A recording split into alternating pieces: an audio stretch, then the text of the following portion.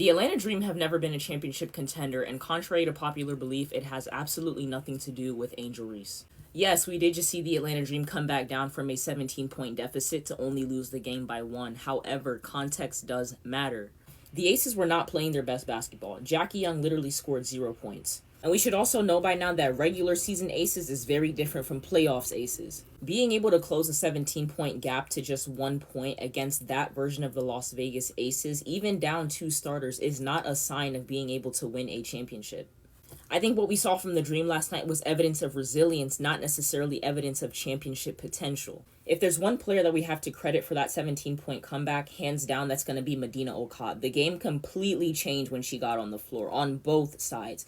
Yet Carl Smesko still has her coming off the bench. Listen, I understand Carl was coach of the year last year and all that. He won a lot of games. But when I see him failing to make simple adjustments like starting Okot at the 5 next to Angel instead of Naz Hillman, all that goes out the window to me. I'm sorry. Especially against a team like the Aces where you're not only playing against size, but you're also playing against size and scoring ability in the same body. You need bigger bodies on the floor to defend against that, period.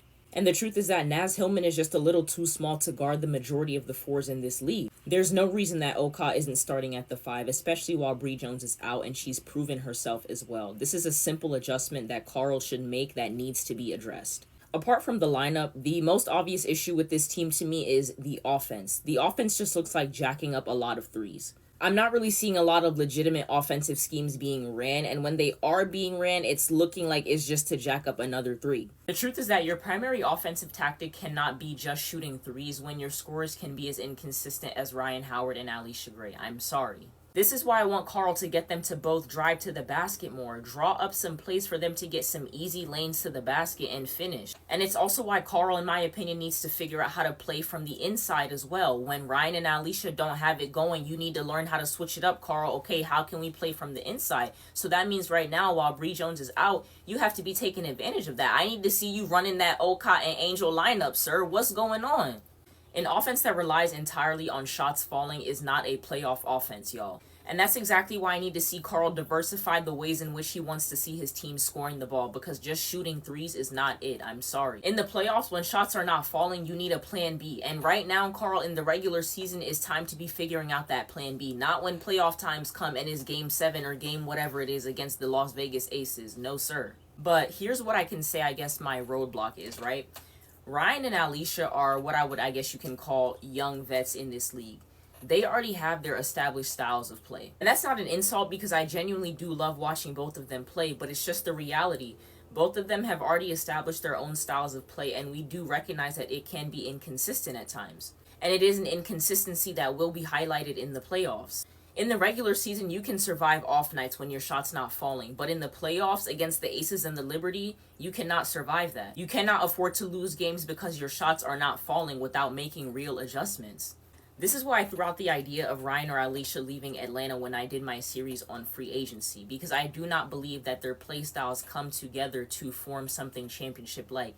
Not only that, but I don't believe that they can win together in a league where Asia is still Asia and New York is still New York. I don't believe so. Now, it's definitely way too early to say, but I'm starting to feel like it's possible for a healthy Minnesota Lynx team to have a stronger chance at competing for a title than the Atlanta Dream. In my eyes, the Dream simply do not have the firepower, if you will, to compete with a team like the Aces or the Liberty. Again, the offense is inconsistent, and I'm just not sure that I really have faith in Carl. Now, the next thing that I want to discuss in this video is the Angel Reese trade itself.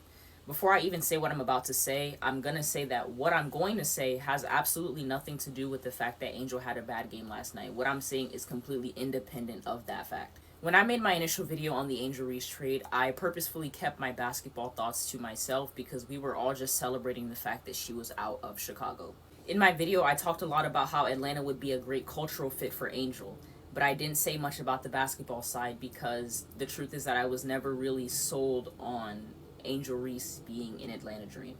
Ever since Angel became the ATL Barbie, a lot of people have been saying that they feel she's the missing piece that the Dream needs to finally be able to compete for a title. Now, me personally, I just never really bought into this idea. I actually did a series during free agency on what scenarios would be likely or best for each team, and when it came time for me to discuss the Atlanta Dream, Never did I discuss anything like Angel Reese needs to go to the Atlanta Dream. And when I say that Angel's not the missing piece to what the Dream need, that's not a knock on her. It's really me just speaking to what the Dream need. I don't believe that the Dream's issues can be solved with one player. I don't believe that the Dream would have been a championship contender with or without Angel Reese this season. It's my personal opinion, before you start talking, that Angel Reese is too versatile and unique of a player to be a quote-unquote missing piece on anyone else's team. In my, again, opinion, she is a player who needs to be the centerpiece of a franchise and have a team built around her and her abilities. Now, don't try to come and tell me that that's what she had in Chicago, because we know Courtney Vandersloot admitted it out her own mouth. That's not what Angel Reese had in Chicago, so don't come at me with anything stupid. If we're talking basketball-wise, realistically, we know that another team that was wanting Angel was the Dallas Wings. That is something that I would have preferred to see.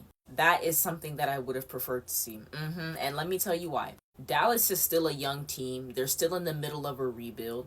Angel would have been able to go over there and keep developing without that pressure of like, am I performing at that level to compete and help us win a title? Because yes, even though she may not be first or second option offensively on the Dream, it doesn't mean that she doesn't still feel that level of pressure on her to perform. At the end of the day, she's Angel Reese. They traded for Angel Reese on a rookie contract. Like, nobody expected that. So there is a level of pressure on her.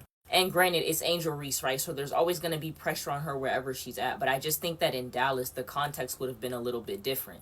I do think there was also a chance of things looking different for her, very different for her offensively in Dallas. But again, even with all that being said, I again do not blame Angel for choosing Atlanta. She had a lot of great reasons to choose going to that city. It's just that my opinion from a basketball standpoint, I would have preferred to see Angel go to Dallas over Atlanta, considering we know that that was one of the other teams that was trying to get her during the offseason. I was really only truly happy about Angel going to Atlanta for the possibility of her being developed personally as a player, not ever for the possibility of her competing a title here. That was never in my mind when she got traded to Atlanta, because I just don't feel that the Atlanta Dream are a title contending team with this core.